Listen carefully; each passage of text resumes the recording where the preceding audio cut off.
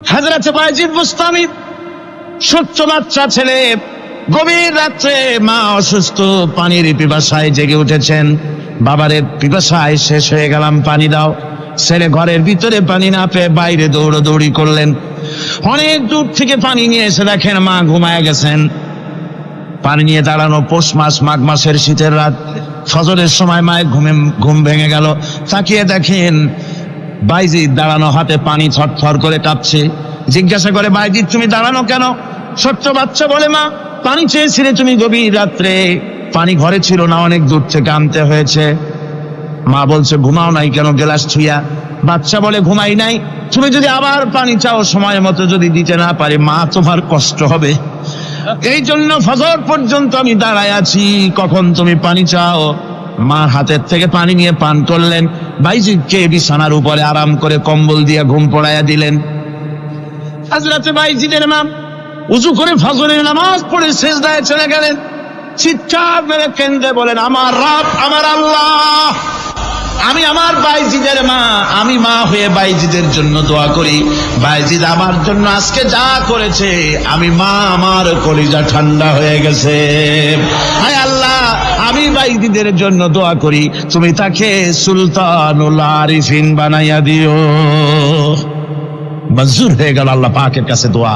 আমার ভাইরা, আল্লাহ পাক বলছেন, খবরদার আমার ইবাদতের পরে মা বাপ, আল্লাহর ইবাদতের পরে কারা? মা বাপ। মা বাপকে সম্মান করো, শ্রদ্ধা করো, মোহাব্বত করো, কিসমত খুলে যাবে, কিসমত খুলে যাবে। মা বাপকে সম্মান করো। হযরত আবু হুরায়রা রাদিয়াল্লাহু তাআলা আনহু রাসূলের সামনে এসে কাঁদতেছে। হুজুর বলছেন, আবু হুরায়রা কাঁদো কেন? কাঁদো কেন? রাতের বেলা কাঁদো। হযরত আবু হুরায়রা বলছেন, হুজুর আমাকে মা মেরেছেন। হুজুর বলছেন, মা মারলো কেন? কোন অপরাধ করেছো? কোন গোস্তাখি করেছো? আবু হুরায়রা বলছেন, না হুজুর, কোন গোস্তাখি করি নাই, তবে মারলো কেন? হযরত আবু হুরায়রা বলছেন, হুজুর আমি আপনার দরবার থেকে ফিরতে রাত হয়ে গিয়েছিল। মা জিজ্ঞেস করলেন, আবু হুরায়রা এত রাত্রে কোথায় ছিলি? বললাম, আমি ছিলাম যে কদম চুমতে পারলে দুনিয়া ধন্য হয়, সেই দরবারে নববীর কদম মোবারক থেকে আসতে আমার দেরি হয়েছে। আমার মা মুশরিকা, আপনার নাম শুনে তার গায়ে আগুন জ্বলে উঠলো, আমাকে ধরে মারা আরম্ভ করলো। বলল, হয় আমার বাড়ি ছাড়বি, আর না হয় মুহাম্মদ সাল্লাল্লাহু আলাইহি ওয়াসাল্লামের দরবার ছাড়বি। আমি বললাম, আমার মা, তুমি বুড়ি মানুষ, তোমার গায়ে যত শক্তি আছে সমস্ত শক্তি দিয়ে আমারে পিটাও, আমারে মারো। মারতে মারতে আমাকে বাড়ি থেকে তুমি বের করে দাও। তোমার বাড়ি শুদ্ধ, তাম দুনিয়া ছেড়ে দিতে পারি, আল্লাহর নবীর কদম মোবারক ছেড়ে দিতে পারি না। হুজুর আমার মা আমাকে গলা ধাক্কা দিয়ে বের করে দিয়েছেন।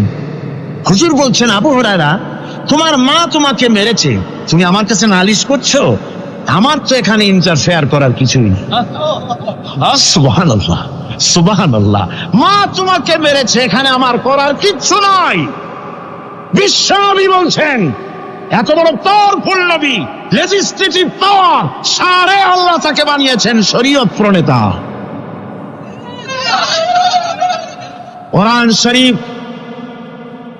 কোরআন শরীফে শুধু হালাল ও হারামের, হালাল এবং হারামের, বৈধ এবং অবৈধের সীমারেখা শুধু কোরআনই ঠিক করেন, রাসূলের জন্য আল্লাহ ছেড়ে দিয়েছেন। আল্লাহ রাসূলও হারাম, হালাল এবং হারামের বৈধতা অবৈধতার সীমারেখা নির্ধারণ করেছেন। এত বড় ক্ষমতা তা, এত বড় পাওয়ারফুল বিশ্বনবী, তিনি বলছেন মা মেরেছে, আমার করার কিছু নাই। চিন্তা করেন কত বড় কথা, এ কথার লোড কত। হযরত আবু হুরায়রা বলেন, ইয়া রাসূলুল্লাহ, মা আমাকে মেরেছেন, আমি আল্লাহর নবীর কাছে মায়ের বিরুদ্ধে নালিশ করতে আসি নাই। বললেন, কেন এসেছো? হযরত আবু হুরায়রা বলেন, হুজুর এসেছি একটা কারণে, আমি জানি আল্লাহর নবী যদি আল্লাহর দরবারে হাত উঠায়া কোনো জিনিস বলে, আল্লাহ রাব্বুল আলামিন সঙ্গে সঙ্গে মঞ্জুর করে নেন। হুজুর আমি এসেছি, মেহেরবানি করে দোয়া করুন আমার মাকে যেন আল্লাহ হেদায়েত নসিব করে দেন। আল্লাহর নবী হাত উঁচু করে বললেন, আল্লাহুম্মা হিদি উম্মা আবি হুরায়রা, আয় আল্লাহ আমি দোয়া করি আবু হুরায়রার মাকে তুমি হেদায়েত নসিব করে দাও। রাসূলুল্লাহ দোয়া করছেন আর আবু হুরায়রা সমানে দৌড়াচ্ছেন। তিনি দৌড়াচ্ছেন, পিছন থেকে কয়েকজনে আবু হুরায়রার জামা টেনে পড়েছে। দৌড়, তাদের জানা আবু হুরায়রা খুব ভদ্রলোক মানুষ, কোন ঝড় ঝামেলার মধ্যে থাকে না, রাগসাট করে না, চিৎকার মারে না, দৌড় মারে না, এত ভদ্র শরীর, দৌড়ায় কি না জানি কোন বিপদ বুঝি ঘটে গেছে। পিছন থেকে জামা টেনে ধরে বলে দৌড়াও কেন? হযরত আবু হুরায়রা জামা সাহাবীর হাত থেকে ছিনায় নিয়ে বলেন, জামা ছেড়ে দাও, আমাকে দৌড়াতে দাও, আমি দৌড়াইয়া বাড়িতে দেখতে চাই, আমি দৌড়াই আগে আমার বাড়ি পৌঁছতে পারলাম না, আমি যাওয়ার আগে আমার আল্লাহর নবীর দোয়া আমার বাড়ি পৌঁছে গেছে, আমি এইটা দেখতে চাই। হযরত আবু হুরায়রা বাড়িতে গিয়ে দরজা নক করলেন, ভেতর থেকে আওয়াজ এলো কে? হযরত আবু হুরায়রা বলেন, মা আমি তোমার আবু হুরায়রা ফিরে এসেছি। মা বলছেন, বাবা অপেক্ষা করো, দরজা খুলতেছি। হযরত আবু হুরায়রা বলেন, মায়ের গলার আওয়াজের ভিতরে শিরকিয়াতের কর্কশতা পেলাম না, মায়ের গলার আওয়াজের ভিতরে তাওহীদের গন্ধ পেলাম। আমার মনে হলো নবীজির নিক্ষিপ্ত তীর তার নিশানায় পৌঁছে গেছে।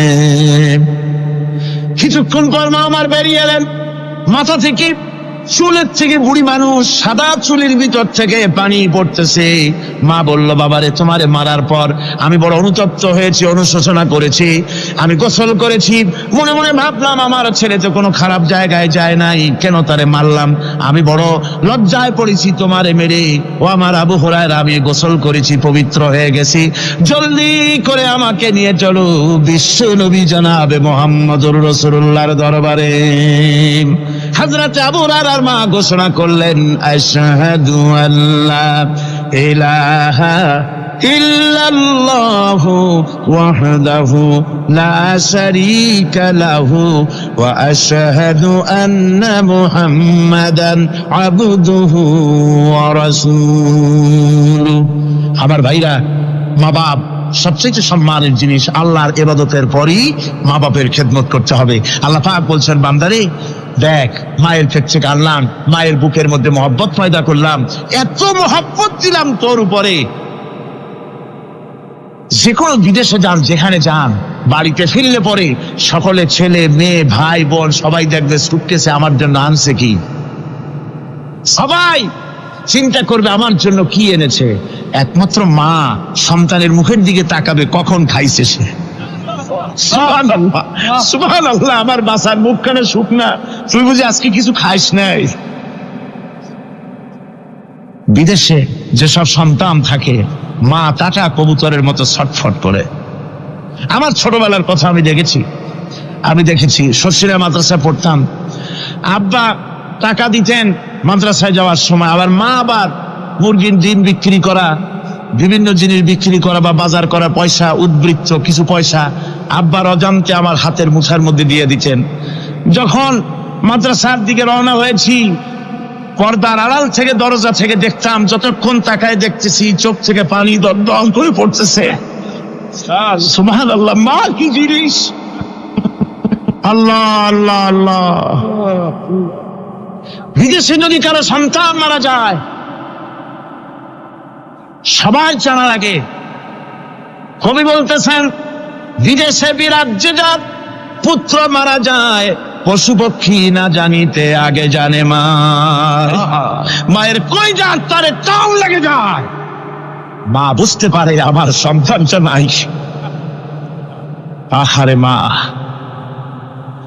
আমার বন্ধুগণ, মা যার বেঁচে আছে, বেয়াদবি করেছেন, পাও ধরে মাপ নিয়ে নেবেন, পাও ধরে মাপ নিয়ে নেবেন। মা তো পা ধরে দেখবেন, মাফ করে দিবে। সুবহানাল্লাহ, সুবহানাল্লাহ, কত দরদ তার বুকের মধ্যে। আর মা বাপকে সম্মান করবে। যাক, এই বিষয়ের উপরে আমি আর যেতে চাই না। সত্যি আপনাদের বললাম, এই বিশাল জনতাকে বললাম, সবচাইতে বড় পীর আপনার জন্য আপনার মা বাপ। সবচেয়ে বড় পীর কে? মা বাপ। সন্তুষ্ট করেন, রুজিতে অভাব ঘটবে না, কোন মাজারে গিয়ে সেজদা দেওয়া লাগবে না, আল্লাহর কসম, মাজারে যাই চাওয়া লাগবে না। মা বাপের মা বাপকে খেদমত করেন, মা বাপকে খুশি করেন, মা বাপকে খাওয়ান, হাদিয়া দেন, মা বাপ খুশি, রুজিতে বরকত হবে, ব্যবসায় বরকত হবে, ঋণগ্রস্ত থাকবেন না, সম্মান আল্লাহ বাড়ায় দিবেন। সুবহানাল্লাহ বিহামদি, রাসূলুল্লাহর হাদিস।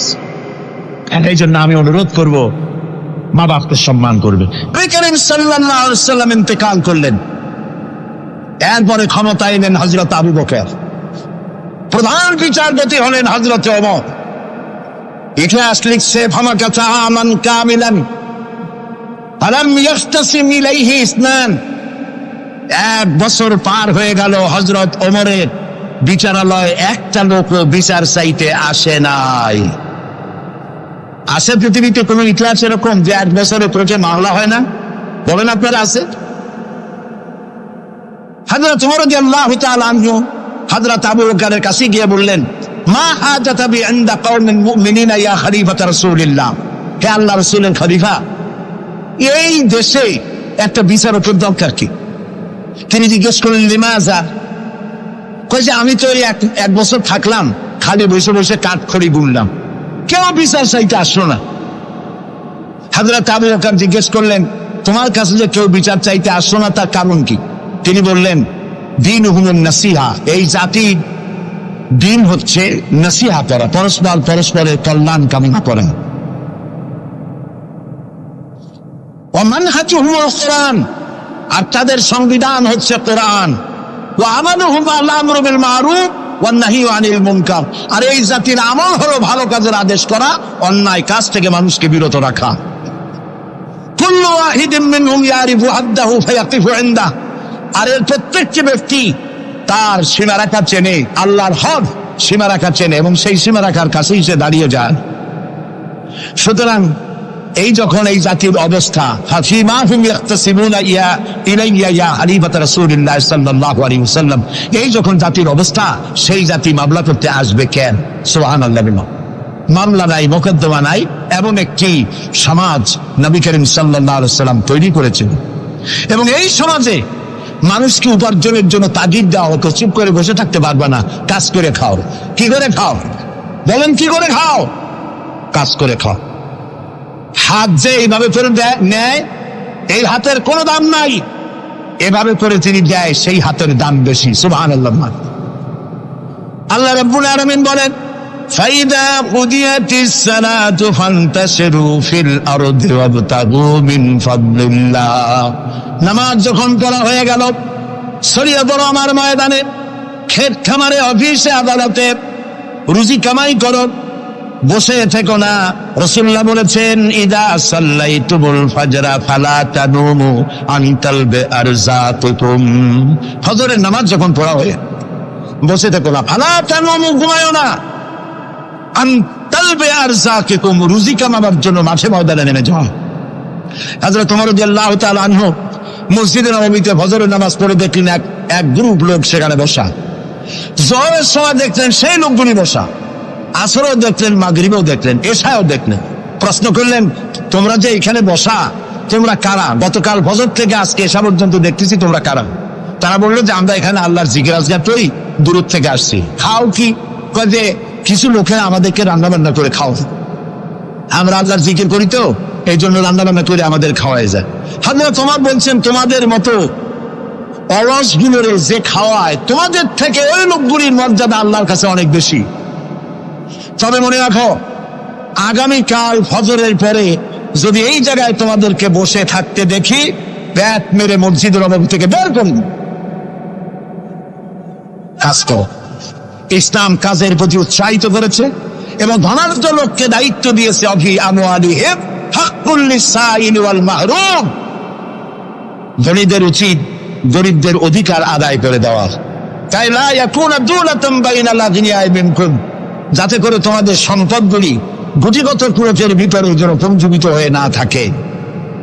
নবী করিম সাল্লাল্লাহু আলাইহি ওয়াসাল্লাম তার রাষ্ট্র ব্যবস্থার মধ্যে একটি ব্যাংক তৈরি করেছিলেন। ব্যাংকের নাম ছিল বাইতুল মাল। বলুন, ব্যাংকের নাম কি ছিল? বাইতুল মাল। এই বাইতুল মাল ইনগ্রাল সেশন, ওপেনিং সেশন, এই বাইতুল মাল ব্যাংকে রাসূলুল্লাহ উদ্বোধন করলেন। উদ্বোধন করার সময় তিনি বললেন, মান তারাকা দায়নান আও দিয়ান ফালাইয়া, আমার রাষ্ট্রের ভেতরে কোন মানুষ যদি ঋণগ্রস্ত হয়ে মারা যায়, আর তার ঋণ পরিশোধের কোনো সুযোগ যদি না থাকে তার ছেলে মেয়ের কাছে, তার বউয়ের কাছে, তাহলে তার অসহায় সমস্ত ইতিম বাচ্চা পরিবারের লোকগুলি আর ঋণ পরিশোধের দায়িত্ব আমি মুহাম্মদ সাল্লাল্লাহু আলাইহি সাল্লাম আমার কাঁধে উঠাইয়া নিলাম। এটি ছিল সোশ্যাল ওয়েলফেয়ার স্টেট, একটি কল্যাণ রাষ্ট্র। এই পৃথিবীতে কল্যাণ রাষ্ট্রের কনসেপশন সর্বপ্রথম যিনি দিয়েছেন আধুনিক রাষ্ট্র প্রতিষ্ঠান রূপকার বিশ্বনবী মুহাম্মদ রাসূলুল্লাহ সাল্লাল্লাহু আলাইহি ওয়াসাল্লাম। তাই রাষ্ট্র ছিল সুখী, সমৃদ্ধ, চুরি নাই, ডাকাতি নাই, মাস্টারি নাই, চাঁদাবাজি নাই। এই দৃশ্য যখন কাফেরেরা দেখলো, তখন কাফেরেরা মনে করলো যে আমরা তো খামোখাই রাসূলের সাথে বিরোধিতা করেছি, উনি তো আমাদের শত্রু না। তখন অবস্থাটা কি হলো? আল্লাহ রাব্বুল আলামিন এই পরিস্থিতিতে সূরা নসর নাজিল করলেন। মদিনার শেষ জীবনের ইযা জাআ নাসরুল্লাহি ওয়াল ফাতহু, জানেন না এই সূরাটা? পড়েন। ইযা জাআ নাসরুল্লাহি ওয়াল ফাতহু وَرَأَيْتَ النَّاسَ يَدْخُلُونَ فِي دِينِ اللَّهِ أَفْوَاجًا فَسَبِّحْ بِحَمْدِ رَبِّكَ وَاسْتَغْفِرْ إِنَّهُ كَانَ تَوَّابًا। ইযা জাআ নাসরুল্লাহিল ফাতহু, আল্লাহর পক্ষ থেকে যখন মদদ আসবে, বিজয় আসবে, তখন দেখতে পাবে দলে দলে লোক ইসলামে প্রবেশ করতেছে। সুবহানাল্লাহ। মদিনার জীবনের শেষ দিকে আর ভূখণ্ডে একটা কাফেরও ছিল না, সবাই পড়েছে লা ইলাহা ইল্লাল্লাহু মুহাম্মাদুর রাসূলুল্লাহ। সুবহানাল্লাহ। প্রিয় ভাই সব, এই ছিল ইসলামী রাষ্ট্রের রূপরেখা। রাসূলুল্লাহ বলেছেন আমি তো চলে যাব, চিরকাল থাকবেন। তারাকতু ফীকুম আমরাইন লান তাদিল্লু মা তামাসসাকতুম বিহিমা কিতাবুল্লাহ ওয়া সুন্নাতুর রাসূল। আমি চলে যাব, দুটো জিনিস তোমাদের জন্য রেখে গেলাম। বলেন কয়টা জিনিস? একটা হলো আল্লাহর কিতাব, আর একটা কি? সুন্নাতুর রাসূল। এই দুইটা জিনিস রেখে গেলাম। মারির দাঁত দিয়ে কামড়ে ধরো, তাহলে পৃথিবীতে তোমরা বিচ্ছিন্ন হবে না, ধ্বংস হবে না। সুবহানাল্লাহ। প্রিয় ভাই সব, নবী করিম সাল্লাল্লাহু আলাইহি ওয়াসাল্লাম দুটি জিনিস রেখে গেলেন। কয়টা রাখলেন বলেন? দুইটা। চেন চলে কয়টা লাইন দিয়া? বলেন? দুইটা লাইন। দুইটা লাইনের উপরে চেন চলে।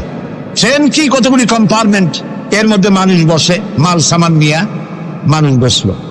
চাকার দূরত্ব আর লাইনের দূরত্ব যদি সমান থাকে, তাহলে কমলাপুর থেকে ছাড়বে, চিটাগং চলে যাবেন আরামসে, সব বুঝে ঘুমাইতে ঘুমাইতে। ঠিক কিনা? বোঝেন কথা? কিন্তু মাঝখানে যদি চাকাগুলো একটু ছেড়ায় যায়, ফাঁক বেশি হয়ে যায়, অথবা লাইন যদি একটু দেখা হয়ে যায়, তাহলে ট্রেন কি চলবে? কি হবে? অ্যাক্সিডেন্ট হলে যাত্রীরা কি হবে? মারা যাবে, মালপত্র সব শেষ হয়ে যাবে। ঠিক না? সুতরাং এটা যেমন বুঝলেন, আমরা আজ ছিলাম বেহেশতে, আসলাম দুনিয়া। আল্লাহ রাব্বুল আলামিন এই দুনিয়াবাসীদেরকে জান্নাতে নিতে চান। সুবহানাল্লাহ বলেন।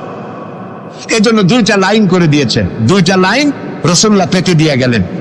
একটার নাম হলো কোরআন, আর একটার নাম হাদিস। আর আপনার আমার দেহ, এই দেহগুলিকে ধরেন কম্পার্টমেন্ট, বগি, ট্রেনের বগি। এই বগি, এই ট্রেন, এই দেহ নামক বগিকে চালাবার জন্য কতগুলি চাকা দরকার। সেই চাকা হলো অর্থনীতির চাকা, রাজনীতির চাকা, সমাজনীতির চাকা, স্বরাষ্ট্রনীতির চাকা, পররাষ্ট্রনীতির চাকা। এই সব চাকাগুলি কোরআন হাদিস নামক দুইটা লাইনের উপরে যদি ছেড়ে দেন, কোরআন হাদিস অনুযায়ী যদি চালান, দেহ নামক গাড়ি দুনিয়া থেকে ছাড়বে, লাস্ট ডেস্টিনেশন আল্লাহর জান্নাতে চলে যাবে। আর যদি দেহ নামক এই গাড়িকে চালাতে গিয়া রাজনৈতিক চাকা যদি দৌড় দেয় ইংল্যান্ডের দিকে, সংস্কৃতির চাকা যদি দৌড় দেয় ভারতের দিকে, গণতন্ত্রের চাকা যদি দৌড় দেয় আমেরিকার দিকে, তাহলে দেহ নামক গাড়ির কি হবে? অ্যাক্সিডেন্ট অবধারিত। কথাটা কি বোঝা কঠিন না সহজ? সুতরাং আসুন, কোরআনের আল্লাহ রাসূলের বলা ওই কোরআন আর ওই হাদিস, এই দুইটা নিয়ে আমাদের জীবনকে পরিচালিত করতে চেষ্টা করি, এবং এই চেষ্টা ফলবতী হতে পারে পার্লামেন্টে। 1000 বছর ওয়াজ করে যা করতে না পারবেন, পার্লামেন্টে যদি কোরআনের পক্ষের লোকেরা মেজরিটি হয়, তাহলে 1000 বছর ওয়াজের তুলনায় একটা বিল পাশ করলে অতি তাড়াতাড়ি তা হয়ে যায়। এই জন্য জনগণকে সেভাবে তৈরি হতে হবে, প্রস্তুতি নিতে হবে এবং বুঝতে হবে কোরআনের আইন ছাড়া সন্ত্রাস দুর্নীতি নির্মূল হবে না, হবে না, হবে না। ডক্টর শহীদুল্লাহ যখন ডক্টরের ডিগ্রি করে দেশে ফিরলেন, তো লোকেরা মনে করলো ডক্টর হয়ে আসছে। পুরান ঢাকার লোকেরা সবাই গেল তার কাছে জ্বর, সর্দি, ব্রঙ্কাইটিস, টাইফয়েড, নিউমোনিয়ার ওষুধ আনার জন্য। তিনি যে এত বুঝাইতে চেষ্টা করলেন যে আমি ওষুধের ডাক্তার না, আমি ভাষার ডাক্তার। পুরান ঢাকার লোকেরা কইল ডক্টর হইছে মগর ওষুধ দিবার পারে না। ডক্টর মরহুম শহীদুল্লাহ তিনি বক্তৃতা করতে গিয়ে বলতেন শিক্ষিত লোকদেরকে, উনি তো সাধারণ লোকদের মধ্যে বক্তৃতা করতেন না, শিক্ষিত লোকদের মধ্যে বক্তৃতা করতে গিয়ে বলতেন, তোমরা যতই শিক্ষা গ্রহণ করো, ব্রিফকেস ভর্তি করে যত ডক্টরের ডিগ্রি আনো না কেন, এই কিতাবের জ্ঞান যদি না থাকে তোমরা পণ্ডিত, তবে তোমরা মূর্খ পণ্ডিত। এই কিতাবের জ্ঞান যদি থাকে তাহলে তোমরা সত্যিকারের পণ্ডিত হইতে পারবা। সেই কিতাবখানার নাম কি? আমি আজ আপনাদের সামনে এই কোরআন থেকে সেই কথাগুলি বলবো ইনশাআল্লাহ। আপনারা দোয়া করেন যেন বলতে পারি। আমি আল্লাহর কাছে নিজেকে সমর্থ করতেছি, সুবহানাকা লা ইলমা লানা ইল্লা মা আল্লামতানা। আল্লাহ তাআলা, আমার তো কোনো জ্ঞান নাই, আমি তো লোকেরা আমাকে মুফাসসিরে কোরআন বলে, কিন্তু আমি তো জানি আমি কি, আমি কোরআনের একজন ছাত্র মাত্র। এই লাখো জনতাকে তোমার কোরআন থেকে বলা তৌফিক দান করে দিও, বলি আমিন। প্রিয় ভাই সব, শয়তানের ওয়াসওয়াসা থেকে আসুন আগে পানা চেয়ে নি। সবাই পড়েন আমার সাথে, আউযু বিল্লাহি মিনাশ শাইতানির রাজীম, বিসমিল্লাহির রাহমানির রাহিম। বিতাড়িত মজদুর শয়তানের ওয়াসওয়াসা থেকে আল্লাহর কাছে পানা চাই, বলেন আমিন। পরম করুণাময় আল্লাহ রাব্বুল আলামিন নামে শুরু করছি। আল্লাহ তাআলা আমাদেরকে সৃষ্টি করে অন্ধকারে ছেড়ে দেননি। কি বলেন, অন্ধকারে ছেড়ে দিয়েছেন? কেউ কেউ বলে যে না, আল্লাহ তাআলা কি রাস্তা করেছেন? আল্লাহ তাআলা রাস্তা তৈরি করেছেন, এটা আপনাদের বুঝতে হবে। পাহাড়ি এলাকায় আপনি যদি হারায় যান, সেখানে কোনো গভর্নমেন্ট রাস্তা করে নাই, কিন্তু আল্লাহ তাআলা গিরিপথ তৈরি করে রাখছেন। মরুভূমির মধ্যে যদি হারিয়ে যান, সেখানেও আপনি দিক নির্দেশনা পাবেন। সমুদ্রের ভিতরে যদি আপনি হারিয়ে যান, কোনো নাবিক যদি হারায়, দিনের বেলায় সেটা কম্পাস দিয়ে চললো, রাতের বেলায় তার চলার জন্য আকাশে আল্লাহ তারকা খচিত করে রেখেছেন, যাতে নাবিকরা হারিয়ে না যায়। যে আল্লাহ রাব্বুল আলামিন পাহাড়ি এলাকার ভিতরে মানুষ যেন হারিয়ে না যায়, এজন্য পাহাড়ের ভিতরে গিরিপথ তৈরি করলেন। মরুভূমির ভিতরে চলার জন্য দিকের নির্দেশনা দিলেন। সমুদ্রের ভিতরে নাবিক যাতে না হারায়, আকাশে তারকা আল্লাহ তাআলা খচিত করে রাখলেন।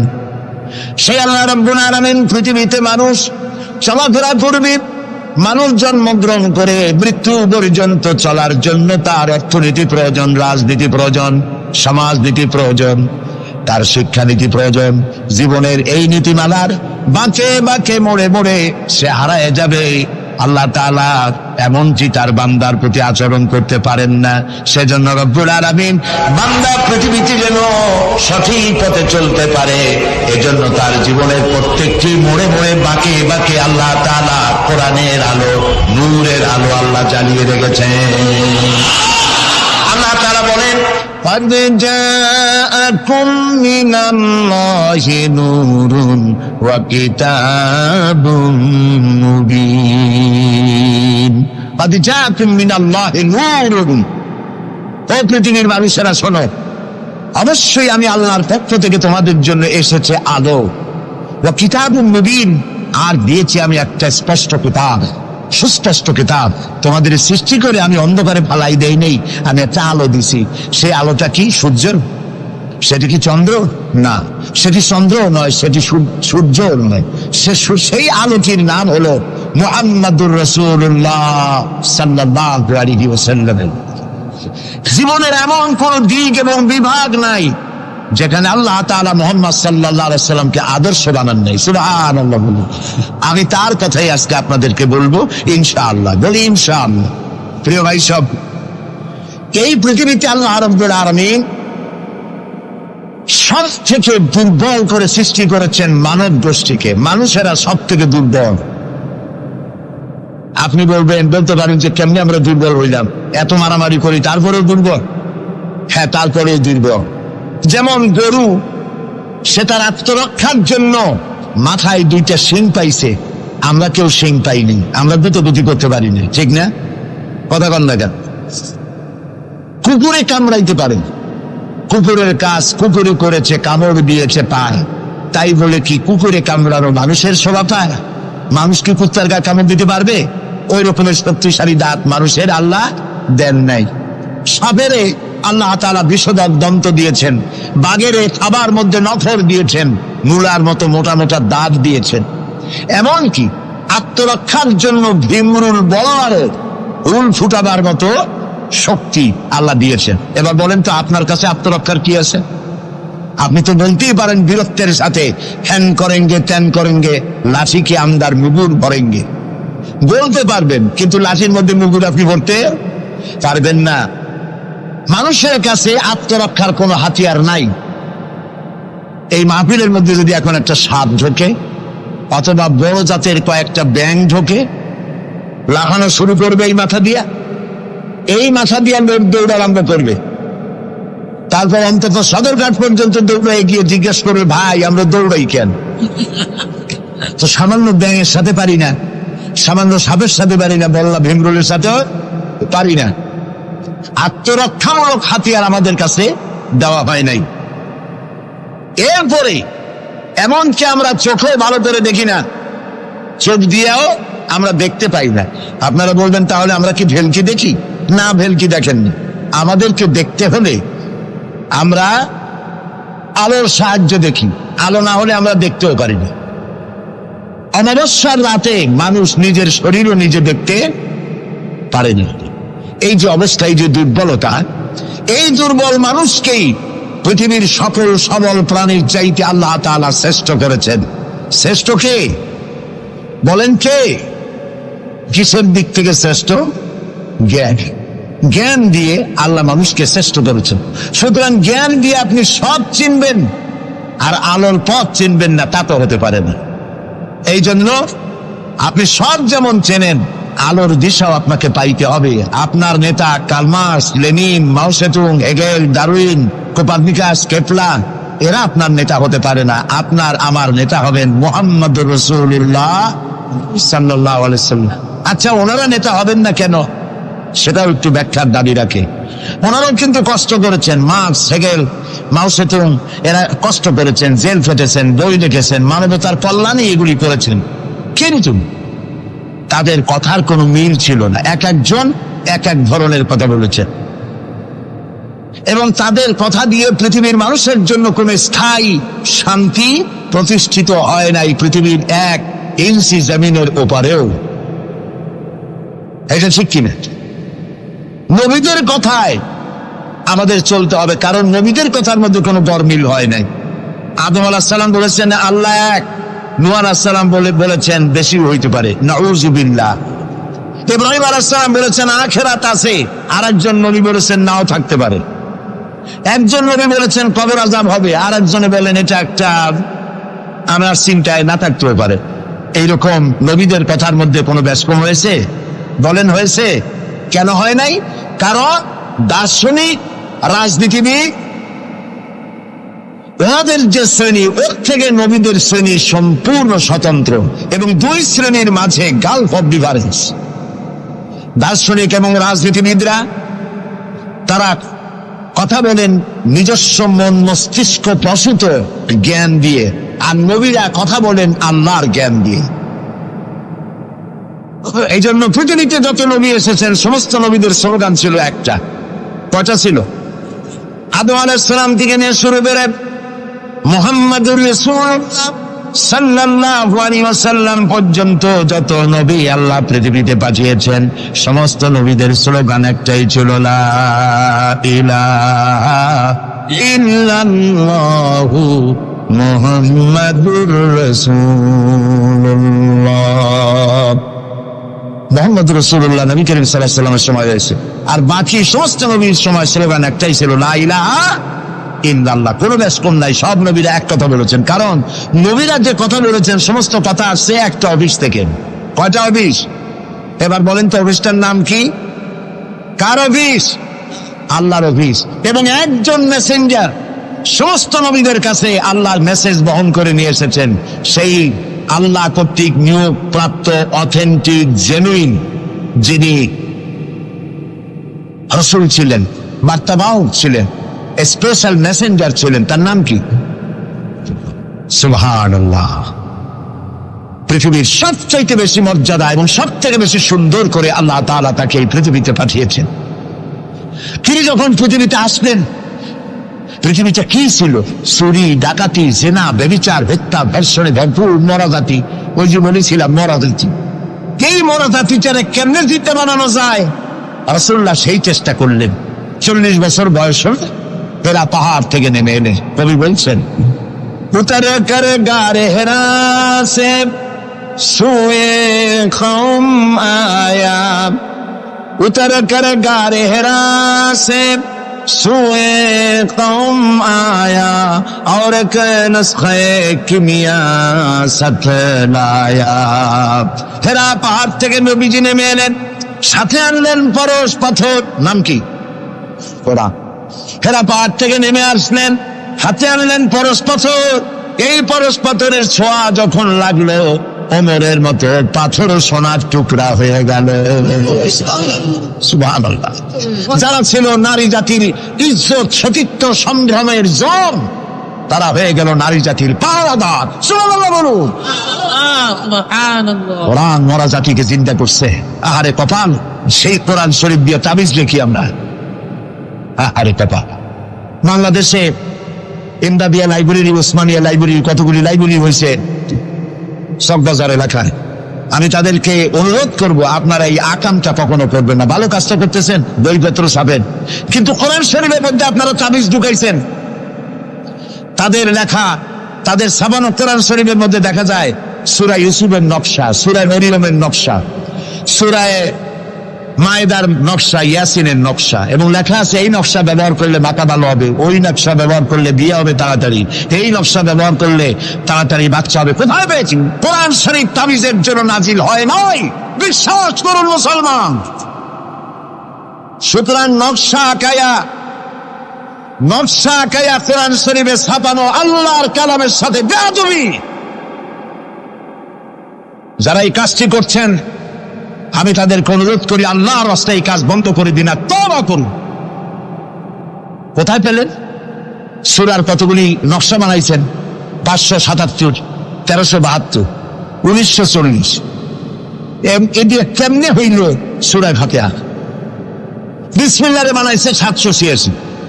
এটা তো আপনারা সকলেই জানেন, ঠিক না? বিসমিল্লাহ উদ্দিন লেখে কেনা 786, কপালে যা আছে হোক। প্রিয় ভাই সব, 10 লক্ষ বার যদি 786 লেখেন, একবার বিসমিল্লাহর সমান হবে না। বিসমিল্লাহর মধ্যে 19টা অক্ষর আছে। কয়টা? আর আল্লাহ রাসূল কি বলেছেন? আল্লাহর নবী বলেছেন, কোরআনে কারীমের প্রত্যেকটি অক্ষরে যখন পড়বে বান্দা 10টা করে নেকি হবে। বিসমিল্লাহির রহমানির রহিম পড়েন আমার সাথে, বিসমিল্লাহির রহমানির রহিম। রাসূলুল্লাহর ওয়াদা অনুযায়ী আমার সাথে যখনই পড়লেন বিসমিল্লাহির রহমানির রহিম, একটা অক্ষরে 10, 19টায় 190টি নেকি আমাদের আমলনামায় লেখা হয়ে গেছে। কাজে এই নকশা দিয়ে যারা তাবিজের ব্যবসা করে, কিয়ামতে অবশ্যই আসামি হতে হবে। যারা কোরআনকে তাবিজের কাজে ব্যবহার করেছেন, আল্লাহর কাছে দায়ী হতেই হবে। কারণ মানুষকে আপনারা বোঝাতে চেষ্টা করেছেন কোরআন তাবিজের কিতাব, অথচ কোরআন এসেছিল একটি সমাজ, একটি রাষ্ট্র বিপ্লব করার জন্য। রাসূলুল্লাহ হচ্ছেন পৃথিবীতে সুন্দর, সুখী, সমৃদ্ধশালী আধুনিক রাষ্ট্রের শ্রেষ্ঠ রূপকার। এবং এই কোরআন দিয়ে তিনি এমন এক রাষ্ট্র বিনির্মাণ করেছিলেন যেখানে চুরি ছিল না, ডাকাতি ছিল না, জেনা ছিল না, ব্যভিচার ছিল না, হত্যা ছিল না, ধর্ষণ ছিল না, সন্ত্রাস মুক্ত সমৃদ্ধি একটি সুখী সমাজ তৈরি করেছিলেন নবী করিম সাল্লাল্লাহু আলাইহি ওয়াসাল্লাম। প্রিয় ভাই সব, বড় আফসোস লাগে সেই কোরআনে শুধু চুমাই খাই, বুকেই লাগাই, আর এই কোরআন শরীফ নিয়ে আমরা কাজে লাগাইতে পারলাম না। এটা ঠিক কিনা? কোরআনকে কাজে লাগাইতে পারছি? পারি নাই।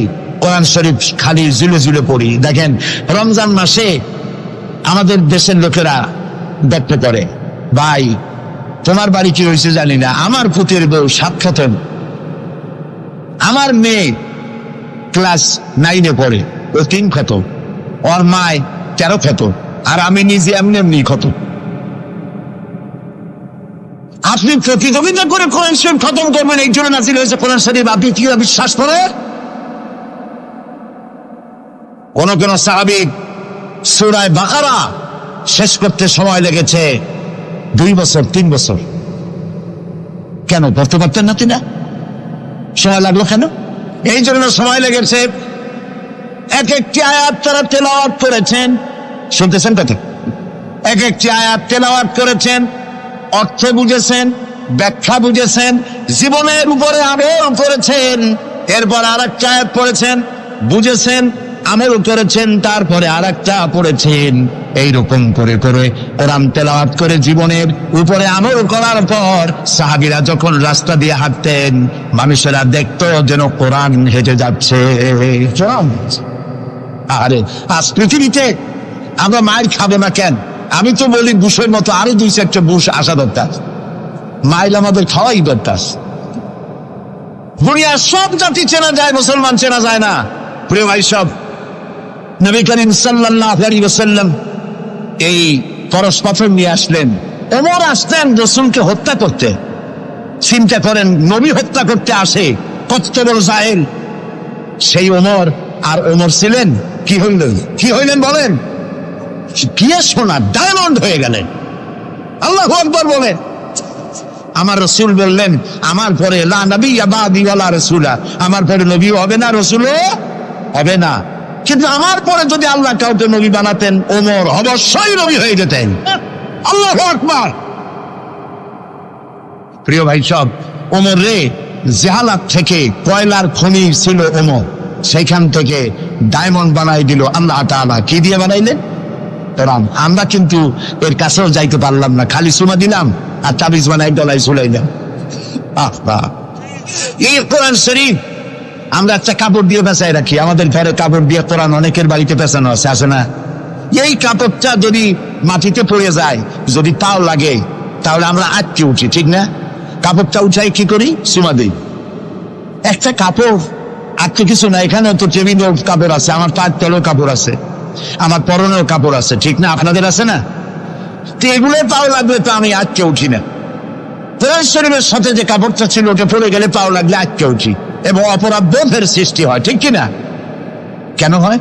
কারণ এই কাপড়টা কোরআনের সাথে কিছুদিন জড়ানো ছিল। কয়েকটা দিন কোরআনের সাথে জড়িয়ে থাকার কারণে একটা কাপড়ের টুকরার ইজ্জত যদি বাড়ে, ইজ্জত যদি বেড়ে গেল, যাদের জন্য কোরআন নাজিল হইল ওদের ইজ্জত বাড়লো না। আমাদের ইজ্জত বাড়ছে। আমাদের ইজ্জত যদি বাড়বে, তাহলে ইরাকে বুশেরা আমাদের মারে কেন? আমাদের ইজ্জত যদি বাড়ে, তাহলে শ্যারন প্যালেস্টাইনে আমাদের মারে কেন? আমাদের ইজ্জত যদি বাড়ে, তাহলে কাশ্মীরে ভারতের কাফের সরকার আমাদের মারে কেন?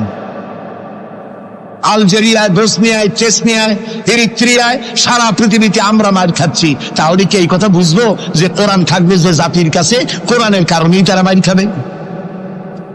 আল্লাহ কি বলে শুনি। আল্লাহ রাব্বুল আলামিন বলেন, তাহা মা আনজালনা আলাইকাল কুরআনা লিতাশকা। ও নবী, কোরআন আমি এই জন্য নাজিল করি নাই যে কোরআন আপনাকে ভাগ্য বিপর্যস্ত করে দেবে, হতভাগ্য বানাই দেবে। কোরআন এই জন্য নাজিল করি নাই। কোরআন নাজিল করেছে এই জন্য কোরআনের ধারক বাহক যারা হবে তারা শাসিত হবে না, গোটা বিশ্বকে তারা শাসন করবে। এই জন্য এসেছিল কোরআন, কারণ কোরআন দিয়ে শাসন করলেই মানুষেরা নিরাপত্তা পাবে। নারীর অধিকার কে দিল? এই কোরআন দিয়েছে। শ্রমিকের অধিকার কে দিল? এই কোরআন দিয়েছে। কৃষক, মজুর, সাদা এবং কালো মানুষের ব্যবধান কে দূর করলো? এই কোরআন করেছে। সুবহানাল্লাহ। এই কোরআনের মধ্যে কি কি আছে? এর মধ্যে রাজনীতি আছে, অর্থনীতি আছে, সমাজনীতি আছে, দর্শন আছে, এর মধ্যে পররাষ্ট্রনীতি আছে, স্বরাষ্ট্রনীতি আছে।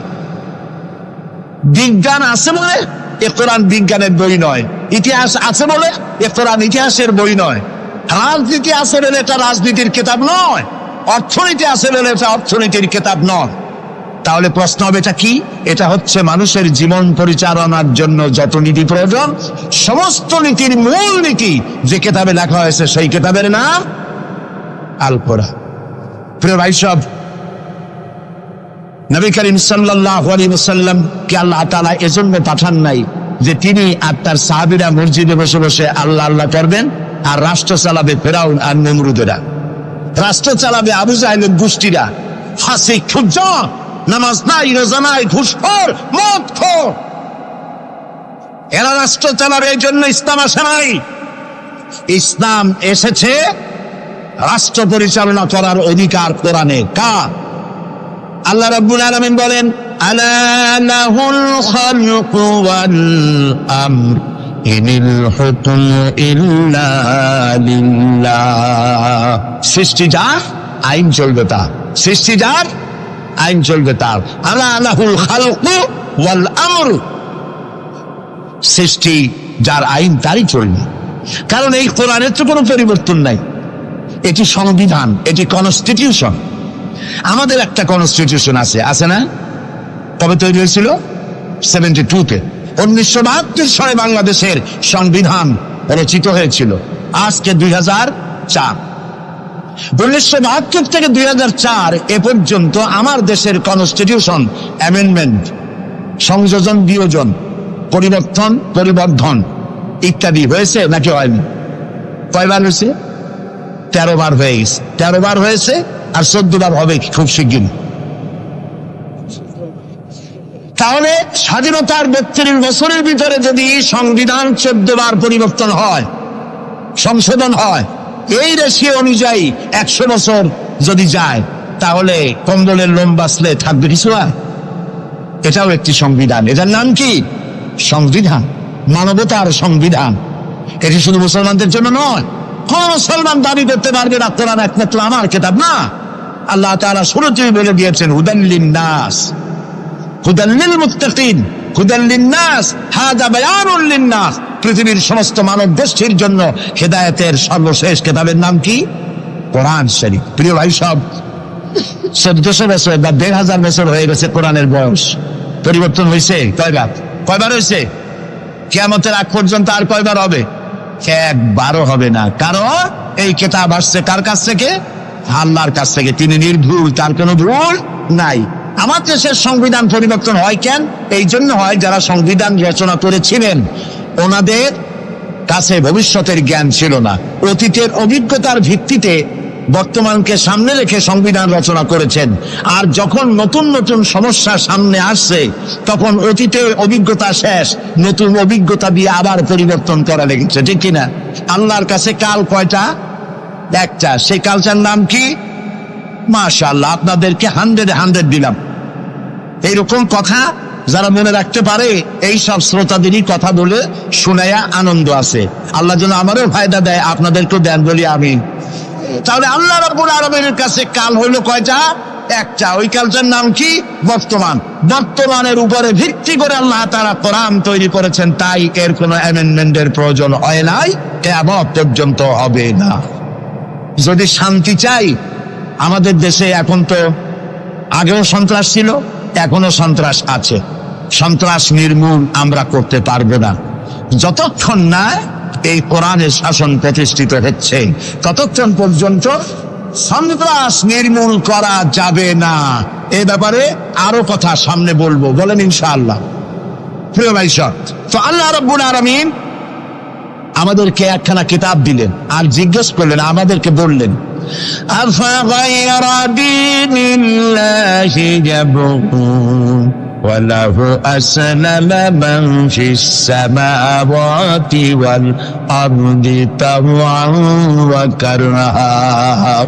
আফাগায়রা দীনিল্লাহি ইয়াবগুন, আল্লাহর দেওয়া জীবন ব্যবস্থাকে ছেড়ে দিয়ে মানুষের তৈরি করা, অন্যের তৈরি করা কোন জীবন বিধান তোমরা তালাশ করো নাকি? আল্লাহ প্রশ্ন করছো।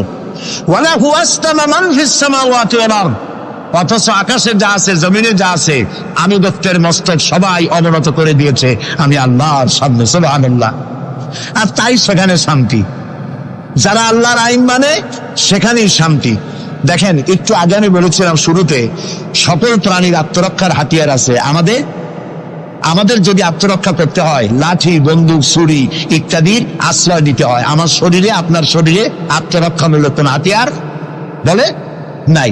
এখন আপনি বলেন, আত্মরক্ষার হাতিয়ার আছে বাঘের।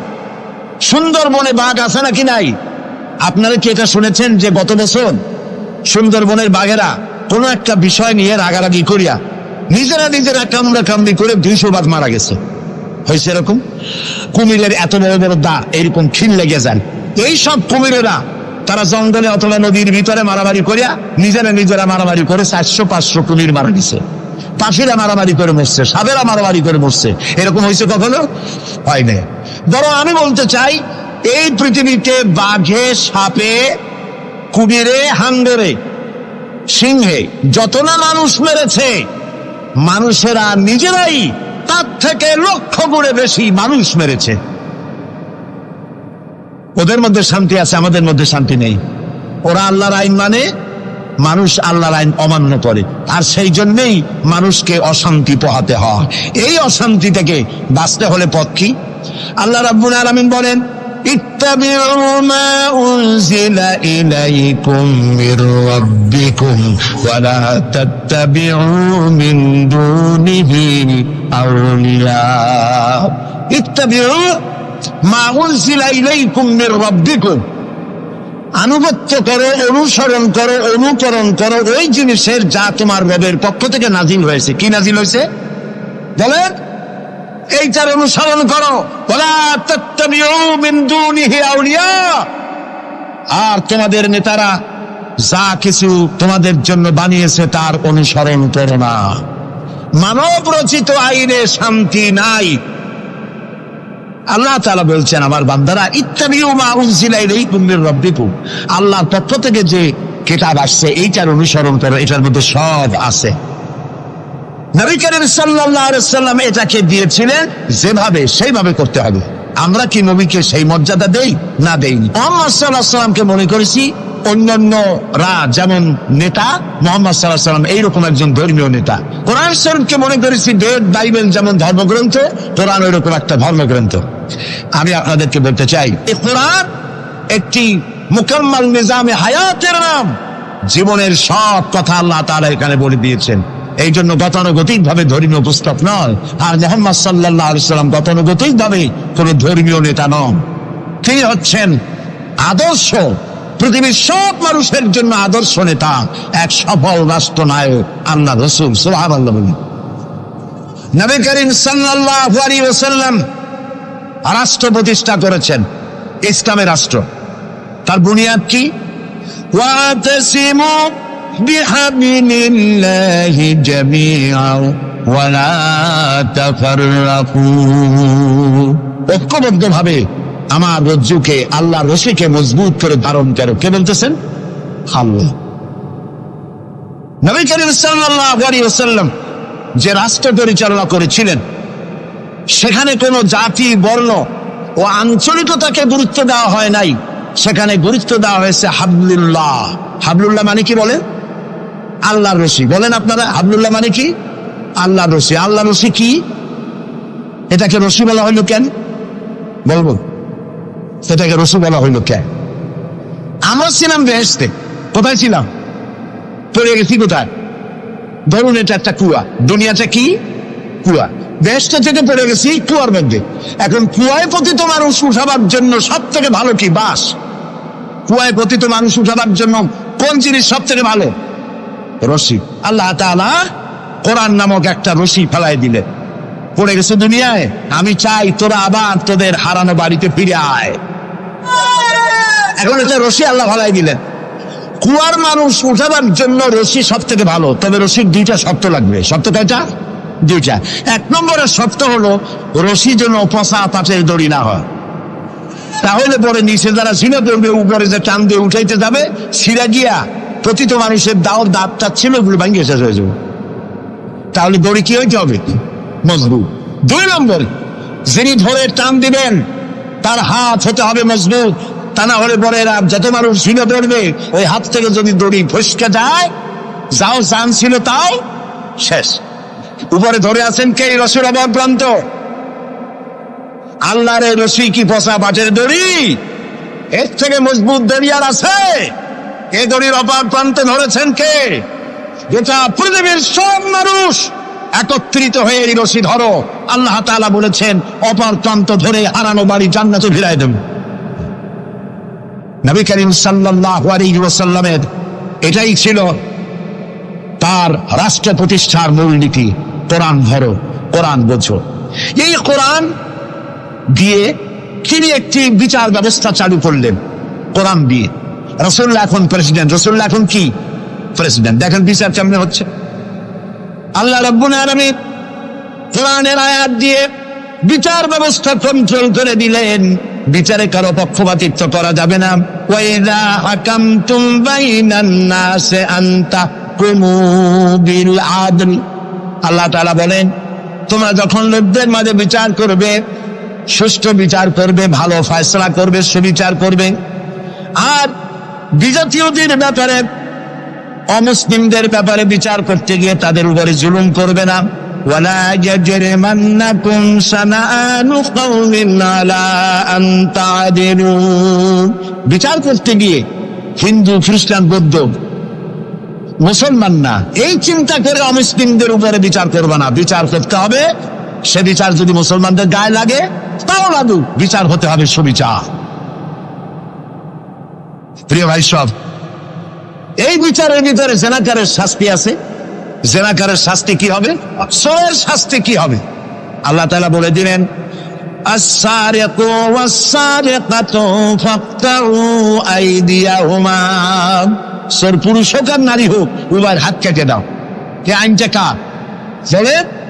আল্লাহ তাআলার আইন। এই আইনকে কিছু কিছু লোক বলে এইটা নাকি বর্বর আইন, বলেন নাউযুবিল্লাহ। আল্লাহর আইনকে যদি কেউ বর্বর আইন বলে তার ঈমান থাকে?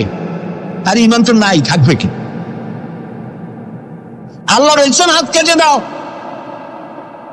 এখন যারা এটার বিরুদ্ধে তারা বলে কি জানেন? ওদের তো বলা হয় বুদ্ধিজীবী। কি জীবী? বুদ্ধিজীবী। আর বুদ্ধির ঠেলায় যত বুদ্ধিজীবী আছে বাংলাদেশে দেখবেন মাথায় কারো চুল নাই। বুদ্ধির জ্বালায় চুল টুল সব শেষ। চতুর্দিকে কিছু আছে স্টেডিয়ামের মতো, চতুর্দিকে দর্শক মাস্টারে খালি। এরা বলে কি? এরা বলে চোরের হাত কাটা আইন বর্বর আইন। হাত কাটলে ও তো গরিব মানুষ, চুরি করছে, হাতটা কাটলে ওর ছেলে মেয়ে না খাই মরবে, সবাই হবে ভিক্ষু। এটা আইন হলো? ওই বেটারা জানে না চোরের হাত কাটা আইন রাসূলুল্লাহর মক্কি জিন্দেগিতে নাজিল হয় নাই। এই আইন নাজিল হয়েছে রাসূলুল্লাহ যখন মদিনায় প্রেসিডেন্ট। খাওয়া, পড়া, শিক্ষা, চিকিৎসা, বাসস্থানের গ্যারান্টি দেওয়া হয়ে গেছে। কারো খাবারের অভাব নাই, পড়ার অভাব নাই। এই সময় আয়াত নাজিল হলো। এখন তো যদি চুরি করে তাহলে বোঝা যাবে এটা তার পেশা অথবা নেশা। পেটের জ্বালায় তো চুরি করেনি। কাজে এখন যদি কেউ চুরি করে হাত কেটে দাও। হযরত ওমর রাদিয়াল্লাহু তাআলা আনহু বলেছেন তার জামানায় একবার দুর্ভিক্ষ হয়েছিল মদিনায়। তিনি বলেছিলেন এখন যদি কোন চোর ধরা পড়ে এই অবস্থায় যে পেটের জ্বালায় চুরি করছে, এটা যদি প্রমাণিত হয় তাহলে হাত কাটা আইন চালু করবা না। তার মানে ইসলাম আগে দেয় পেটে, তারপরে দেয় পিঠে। এই জন্য ইসলামী সরকার তার কাজই হলো জাতির উপরে, দেশবাসীর উপরে ইনসাফ করা, তাদের প্রয়োজন মিটিয়ে দেওয়া। এটা হচ্ছে তাদের দায়িত্ব। সেই দায়িত্ব করে ইসলাম। এবার দেখেন নরহত্যার শাস্তি। এই যে সমানে খুন হইতেছে বিভিন্ন জায়গায়, শাস্তি হয় না, সেই জন্য খুন বাড়তে থাকে। বিচারের কিছু মাইল পেস আছে, সেই মাইল পেসে চোরগুলা, ডাকাতগুলা, সন্ত্রাসীগুলা পার পাইয়া যায়। পুলিশেরা জীবন প্রাণান্ত করে এক একটা আসামি ধরে, প্রাণান্ত করে আসামি ধরে, তারপরে হাইকোর্ট থেকে জামিন পেয়ে যায়। যারে ধরলো জামিন পেয়ে গেল। এখন তো সে পুলিশের নাকের ডগায় আঙ্গুল দিয়ে দেখা যায়, পাল্লা নাগার আটকাইতে, ঠিক না? ইসলামের বিধান ভিন্ন। হত্যা করেছে, ইয়া আইয়ুহাল্লাযীনা আমানু কুতিবা আলাইকুমুল কিসাসু ফিল কাতলা, তোমাদের প্রতি নরহত্যার শাস্তি স্বরূপ কিসাস নির্দিষ্ট করা হয়েছে, অর্থাৎ হত্যার বদলে হত্যা। যে হত্যা করেছে প্রমাণিত হয়েছে, পরে নিয়ে আসো পল্টনের মাঠে, রেডিওর সমস্ত চ্যানেলগুলিকে দাওয়াত দাও, পত্রিকার সাংবাদিকদের দাওয়াত দাও, লোকেরা দেখুক, সকলের সামনে ওকে হত্যা করা হোক। জিনার শাস্তি আযানি ওয়াযানিয়াতু আযানিয়াতু ওয়াযানি ফাজনিদু কুল্লা ওয়াহিদিন মিনহুমা মিআতা জালদা। জিনাকার পুরুষ, জিনাকারিনী মহিলা 100 দৌড়া মারো, যদি অবিবাহিতা হয়, আর বিবাহিতা হলে প্রাণদণ্ড দাও। একজন ধর্ষক যে নারী ধর্ষণ করেছে, ধর্ষণ হচ্ছে না, বিচার নাই। ওই আমলে গত 5 বছরে জাহাঙ্গীরনগর বিশ্ববিদ্যালয় এক কুলাঙ্গার 100 বার জেনা করেছে, 100 বার। তারপরে ককটেল পার্টি করেছে। যখন পত্র পত্রিকায় সমালোচনার ঝড় উঠল, তখন সেই সময়ের নেতৃবৃন্দরা এর একটা বিচার উঠেছিল। সেই বিচার হলো ওই কুলাঙ্গার তাদেরই সোনার ছেলে, তারে ডাকিয়া মাথায় হাত বুলাইল, এই দুষ্ট ছেলে, এরকম করতে নাই। এই হলো বিচার। ইসলামের বিচারটা কি? ইসলামের বিচার হয়েছে ধর্ষক প্রমাণিত হয়েছে, নিয়ে আসো ময়দানে, চতুর্দিকে লোকেরা পাথর নিয়ে দাঁড়াও, পাথর মেরে ওর গায়ের গোস্ত, হাড্ডি, চর্বি, চামড়া, রক্ত বাতাসের সাথে উড়ায় দাও। এই দৃশ্য যারা দেখবে উপস্থিত থেকে, রেডিও এবং টেলিভিশনের মাধ্যমে যারা দেখবে, চিন্তা করেন এরপরে যদি ধর্ষণ এই নামটা যদি মাথায় আসে, 15 জগ পানি খাওয়া লাগবে ধর্ষণের, ঠিক কিনা বলে? এই বিচারটা কার? চিল্লাবেন। নবী করিম সাল্লাল্লাহু আলাইহি ওয়াসাল্লাম পৃথিবীর সফল শ্রেষ্ঠ রাষ্ট্রনায়ক, কোরআনের এই বিচার পদ্ধতি দিয়ে একটি সুন্দর সমাজ বিনির্মাণ করেছিলেন, যেখানে চুরি নাই, ডাকাতি নাই, জেনা নাই, হত্যা নাই, ধর্ষণ নাই, সব বন্ধ। প্রিয় ভাই, সব আল্লাহর কথা, রাসূলের কথা, ইতিহাসের কথা বলছি। আলহামদুলিল্লাহ বলে নবী করিম সাল্লাল্লাহু আলাইহি ওয়াসাল্লাম ইন্তেকাল করলেন। এরপরে ক্ষমতা এলেন হযরত আবু বকর, প্রধান বিচারপতি হলেন হযরত ওমর। ইতিহাস লিখছে, ফামাকাতা আমান কামিলান ফালাম ইয়াখতাসিম ইলাইহি ইসনান। 1 বছর পার হয়ে গেল, হযরত ওমরের বিচারালয় একটা লোক বিচার চাইতে আসে নাই। আছে পৃথিবীতে কোন ইতিহাস এরকম যে 1 বছরে প্রতি মামলা হয় না? বলেন আপনারা, আছে? হযরত ওমর রাদিয়াল্লাহু তাআলা আনহু হযরত আবু বকরের কাছে গিয়ে বললেন, মা হাজাতা বি ইনদা কওমিন মুমিনিনা ইয়া খলিফাত রাসূলিল্লাহ, হে আল্লাহর রাসূলের খলিফা, এই দেশে একটা বিচারকের দরকার কি?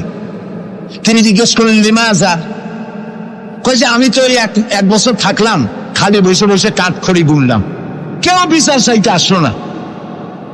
হযরত আবু বকর জিজ্ঞেস করলেন, তোমার কাছে যে কেউ বিচার চাইতে আসলো না, তার কারণ কি?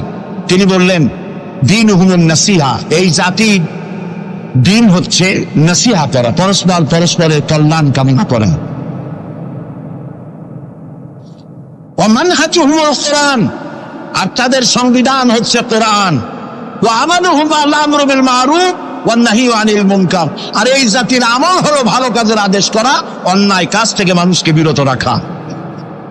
কুল্লু ওয়াহিদিন মিনহুম ইয়ারিফু হাদ্দাহু ফায়াকিফু ইনদাহু, আর এর প্রত্যেকটি ব্যক্তি তার সীমারেখা চেনে, আল্লাহর হক সীমারেখা চেনে, এবং সেই সীমারেখার কাছেই সে দাঁড়িয়ে যায়। সুতরাং এই যখন এই জাতির অবস্থা, ফাফিমা হুম ইয়াখতাসিমুনা ইলাইয়া ইয়া খলিফাত রাসূলিল্লাহ সাল্লাল্লাহু আলাইহি ওয়াসাল্লাম, এই যখন জাতির অবস্থা, সেই জাতি মামলা করতে আসবে কেন? সুবহানাল্লাহ। মামলা নাই, মোকদ্দমা নাই, এমন একটি সমাজ নবী করিম সাল্লাল্লাহু আলাইহি সাল্লাম তৈরি করেছেন। এবং এই সমাজে মানুষকে উপার্জনের জন্য তাগিদ দেওয়া হতো, চুপ করে বসে থাকতে পারবে না, কাজ করে খাও। কি করে খাও বলেন? কি করে খাও? কাজ করে খাও। হাত যে এইভাবে করে নেয়, এই হাতের কোনো দাম নাই, এভাবে করে তিনি দেয়, সেই হাতের দাম বেশি। সুবহানাল্লাহ। আল্লাহ রাব্বুল আলামিন বলেন, ফাইদা কুদিয়াতিস সালাতু ফান্তাশিরু ফিল আরদি ওয়াবতাগু মিন ফাদলিল্লাহ। নামাজ যখন পড়া হয়ে গেল, ছড়িয়ে পড়ো আমার ময়দানে, ক্ষেত খামারে, অফিসে, আদালতে, রুজি কামাই করো, বসে থেকো না। রাসূলুল্লাহ বলেছেন, ইদা সাল্লাইতুমুল ফাজরা ফালা তানুমু আন তালবে আরযাতুকুম। ফজরের নামাজ যখন পড়া হয়ে বসে থেকো না, ফালা তানুমু, ঘুমায়ো না, আন তালবে আরযাকুকুম, রুজি কামাবার জন্য মাঠে ময়দানে নেমে যাও। হযরত ওমর রাদিয়াল্লাহু তাআলা আনহু মসজিদে নববীতে ফজরের নামাজ পড়ে দেখলেন এক গ্রুপ লোক সেখানে বসা। জোহরের সময় দেখলেন সেই লোকগুলি বসা, আসরও দেখলেন, মাগরিবেও দেখলেন, এশাও দেখলেন। প্রশ্ন করলেন, তোমরা যে এখানে বসা, তোমরা কারা? গতকাল ফজর থেকে আজকে এশা পর্যন্ত দেখতেছি, তোমরা কারা? তারা বললো যে আমরা এখানে আল্লাহর জিকির আজগার করি, দূর থেকে আসছি। খাও কি? যে কিছু লোকেরা আমাদেরকে রান্না বান্না করে খাও, আমরা আল্লাহর জিকির করি তো এই জন্য রান্না বান্না করে আমাদের খাওয়াই যায়। হাজরা তোমার বলছেন, তোমাদের মতো অলসগুলোরে যে খাওয়ায়, তোমাদের থেকে ওই লোকগুলির মর্যাদা আল্লাহর কাছে অনেক বেশি। তবে মনে রাখো, আগামীকাল ফজরের পরে যদি এই জায়গায় তোমাদেরকে বসে থাকতে দেখি, ব্যাট মেরে মসজিদের নববী থেকে বের করুন। কাজ করো। ইসলাম কাজের প্রতি উৎসাহিত করেছে এবং ধনাঢ্য লোককে দায়িত্ব দিয়েছে, অফি আমওয়ালিহিম হাক্কুল লিসাইল ওয়াল মাহরুম। ধনীদের উচিত গরিবদের অধিকার আদায় করে দেওয়া, তাই লা ইয়াকুনা দুলাতাম বাইনাল আগনিয়াই মিনকুম, যাতে করে তোমাদের সম্পদগুলি গুটিগত খরচের ভিতরে যেন পঞ্জীবিত হয়ে না থাকে। নবী করিম সাল্লাল্লাহু আলাইহি সাল্লাম তার রাষ্ট্র ব্যবস্থার মধ্যে একটি ব্যাংক তৈরি করেছিলেন। ব্যাংকের নাম ছিল বাইতুল মাল। বরুণ ব্যাংকের নাম কি ছিল? বাইতুল মাল। এই বাইতুল মাল ইনগ্রাল সেশন, ওপেনিং সেশন, এই বাইতুল মাল ব্যাংকে রাসূলুল্লাহ উদ্বোধন করলেন। উদ্বোধন করার সময় তিনি বললেন, মান তারাকা দায়নান আও দিয়ান ফালাইয়া। আমার রাষ্ট্রের ভেতরে কোন মানুষ যদি ঋণগ্রস্ত হয়ে মারা যায় আর তার ঋণ পরিশোধের কোন সুযোগ যদি না থাকে তার ছেলে মেয়ের কাছে, তার বউয়ের কাছে, তাহলে তার অসহায় সমস্ত ইতিম বাচ্চা পরিবারের লোকগুলি আর ঋণ পরিশোধের দায়িত্ব আমি মুহাম্মদ সাল্লাল্লাহু আলাইহি সাল্লাম আমার কাঁধে উঠাইয়া নিলাম। এটি ছিল সোশ্যাল ওয়েলফেয়ার স্টেট, একটি কল্যাণ রাষ্ট্র। এই পৃথিবীতে কল্যাণ রাষ্ট্রের কনসেপশন সর্বপ্রথম যিনি দিয়েছেন, আধুনিক রাষ্ট্র প্রতিষ্ঠান রূপকার বিশ্বনবী মুহাম্মদ রাসূলুল্লাহ সাল্লাল্লাহু আলাইহি ওয়াসাল্লাম। তাই রাষ্ট্র ছিল সুখী, সমৃদ্ধ, চুরি নাই, ডাকাতি নাই, মাস্তানি নাই, চাঁদাবাজি নাই। এই দৃশ্য যখন কাফেরেরা দেখলো, তখন কাফেরেরা মনে করলো যে আমরা তো খামোখাই রাসূলের সাথে বিরোধিতা করেছি, উনি তো আমাদের শত্রু না। তখন অবস্থাটা কি হলো? আল্লাহ রাব্বুল আলামিন এই পরিস্থিতিতে সূরা নাসর নাজিল করলেন।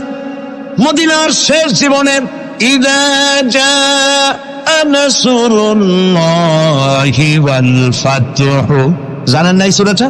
পড়েন, ইযা জাআ নাসরুল্লাহি ওয়াল ফাতহু ورأيت الناس يدخلون في دين الله أفواجا فسبح بحمد ربك واستغفر إنه كان توابا ইদা জা নাসরুল্লাহিল ফাতহ, আল্লাহর পক্ষ থেকে যখন মদদ আসবে, বিজয় আসবে, তখন দেখতে পাবে দলে দলে লোক ইসলামে প্রবেশ করতেছে। সুবহানাল্লাহ। মদিনার জীবনের শেষ দিকে আর ভূখণ্ডে একটা কাফেরও ছিল না, সবাই পড়েছে লা ইলাহা ইল্লাল্লাহু মুহাম্মাদুর রাসূলুল্লাহ। সুবহানাল্লাহ। প্রিয় ভাই সব, এই ছিল ইসলামী রাষ্ট্রের রূপরেখা। রাসূলুল্লাহ বলেছেন, আমি তো চলে যাব, চিরকাল থাকবেন। তারাকতু ফীকুম আমরাইন লান তাদিল্লু মা তামাসসাকতুম বিহিমা কিতাবুল্লাহ ওয়া সুন্নাতু রাসূল। আমি চলে যাব, দুটো জিনিস তোমাদের জন্য রেখে গেলাম। বলেন কয়টা জিনিস? একটা হলো আল্লাহর কিতাব, আর একটা কি? সুন্নাতে রাসূল। এই দুইটা জিনিস রেখে গেলাম। মারির দাঁত দিয়ে কামড়ে ধরো, তাহলে পৃথিবীতে তোমরা বিচ্ছিন্ন হবে না, ধ্বংস হবে না। সুবহানাল্লাহ। প্রিয় ভাই সব, নবী করিম সাল্লাল্লাহু আলাইহি ওয়াসাল্লাম দুটি জিনিস রেখে গেলেন। কয়টা রাখলেন বলেন? দুইটা। চেন চলে কয়টা লাইন দিয়া বলেন? দুইটা লাইন। দুইটা লাইনের উপরে চেন চলে। চেন কি? কতগুলি কম্পার্টমেন্ট, এর মধ্যে মানুষ বসে, মাল সামান নিয়ে মানুষ বসলো। চাকার দূরত্ব আর লাইনের দূরত্ব যদি সমান থাকে, তাহলে কমলাপুর থেকে ছাড়বে, চিটাগং চলে যাবেন আরামসে, সেফ বুঝে ঘুমাইতে ঘুমাইতে, ঠিক কিনা? বোঝেন কথা? কিন্তু মাঝখানে যদি চাকাগুলো একটু সেরায় যায়, ফাঁক বেশি হয়ে যায়, অথবা লাইন যদি একটু দেখা হয়ে যায়, তাহলে ট্রেন কি চলবে? কি হবে? অ্যাক্সিডেন্ট হলে যাত্রীরা কি হবে? মারা যাবে, মালপত্র সব শেষ হয়ে যাবে, ঠিক না? সুতরাং এটা যেমন বুঝলেন, আমরা আজ ছিলাম বেহেশতে, আসলাম দুনিয়া। আল্লাহ রাব্বুল আলামিন এই দুনিয়াবাসীদেরকে জান্নাতে নিতে চান, সুবহানাল্লাহ বলে। এই জন্য দুইটা লাইন করে দিয়েছেন। দুইটা লাইন রাসূলুল্লাহ পেতে দিয়ে গেলেন। একটার নাম হলো কোরআন, আর একটার নাম হাদিস। আর আপনার আমার দেহ, এই দেহগুলিকে ধরেন কম্পার্টমেন্ট, বগি, ট্রেনের বগি। এই বগি, এই ট্রেন, এই দেহ নামক বগিকে চালাবার জন্য কতগুলি চাকা দরকার। সেই চাকা হলো অর্থনীতির চাকা, রাজনীতির চাকা, সমাজনীতির চাকা, স্বরাষ্ট্রনীতির চাকা, পররাষ্ট্রনীতির চাকা। এই সব চাকাগুলি কোরআন হাদিস নামক দুইটা লাইনের উপরে যদি ছেড়ে দেন, কোরআন হাদিস অনুযায়ী যদি চালান, দেহ নামক গাড়ি দুনিয়া থেকে ছাড়বে, লাস্ট ডেস্টিনেশন আল্লাহর জান্নাতে চলে যাবে। আর যদি দেহ নামক এই গাড়িকে চালাতে গিয়া রাজনৈতিক চাকা যদি দৌড় দেয় ইংল্যান্ডের দিকে, সংস্কৃতির চাকা যদি দৌড় দেয় ভারতের দিকে, গণতন্ত্রের চাকা যদি দৌড় দেয় আমেরিকার দিকে, তাহলে দেহ নামক গাড়ির কি হবে? অ্যাক্সিডেন্ট অবধারিত। কথাটা কি বোঝা কঠিন না সহজ? সুতরাং আসুন, কোরআনের, আল্লাহ রসুলের বলা ওই কোরআন আর ওই হাদিস, এই দুইটা নিয়ে আমাদের জীবনকে পরিচালিত করতে চেষ্টা করি। এবং এই চেষ্টা ফলবতী হতে পারে পার্লামেন্টে। 1000 বছর ওয়াজ করে যা করতে না পারবেন, পার্লামেন্টে যদি কোরআনের পক্ষের লোকেরা মেজরিটি হয়, তাহলে 1000 বছর ওয়াজের তুলনায় একটা বিল পাস করলে অতি তাড়াতাড়ি তা হয়ে যায়। এই জন্য জনগণকে সেভাবে তৈরি হতে হবে, প্রস্তুতি নিতে হবে এবং বুঝতে হবে কোরআনের আইন ছাড়া সন্ত্রাস, দুর্নীতি নির্মূল হবে না, হবে না, হবে না।